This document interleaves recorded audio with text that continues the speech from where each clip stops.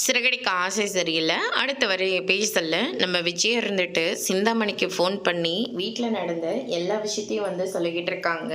அந்த பூ கட்டுறவளோட தங்கச்சியோட செயினு நீ சாமியாருன்னு சொல்லி வீட்டுக்கு அனுப்பி விட்டீங்க, அவ தான் திருடிட்டு போயிருக்கா. அது முத்துவும் மீனாவும் கையும் களமாக பிடிச்சிட்டு வீட்டில் ஒப்படைச்சாங்க. ஆனால் யார் சொல்லி அந்த மாதிரிலாம் சொன்னாங்கன்னா அந்த ரோஹி சொல்லி தான் இந்த மாதிரியெல்லாம் நான் பேசினேன்னு சொல்லிட்டு எங்ககிட்டயே நடந்து எல்லா விஷயத்தையும் சொல்லிட்டா. அவளால் எனக்கு எவ்வளோ பெரிய அவமானம்னு தெரியுமா?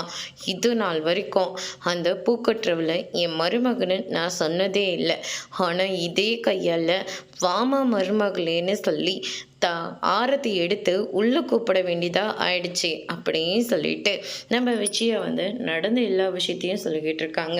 அதுக்கு அடுத்ததாக அப்படியா மாஸ்டர், நீங்கள் சொல்லி தான் எனக்கு இது எல்லாமே தெரியும், நான் போயிட்டு போலீஸ் ஸ்டேஷனில் என்ன ஏதுன்னு கேட்குறேன் மாஸ்டர் அப்படின்னு சொல்லிட்டு ரொம்பவே கோவமாக அங்கேருந்து கிளம்புறாங்க.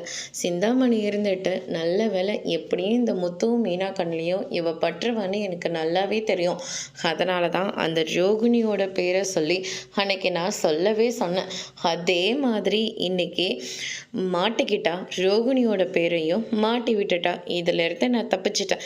அதே மாதிரி போலீஸ்கிட்டேயும் ரோகிணியோட பேரை சொன்னால் மட்டும்தான் நான் தப்பிக்க முடியும் அப்படின்னு சொல்லிட்டு சிந்தாமணி இருந்துட்டு போலீஸ் ஸ்டேஷனில் போய் சொல்லி கொடுக்குறாங்க.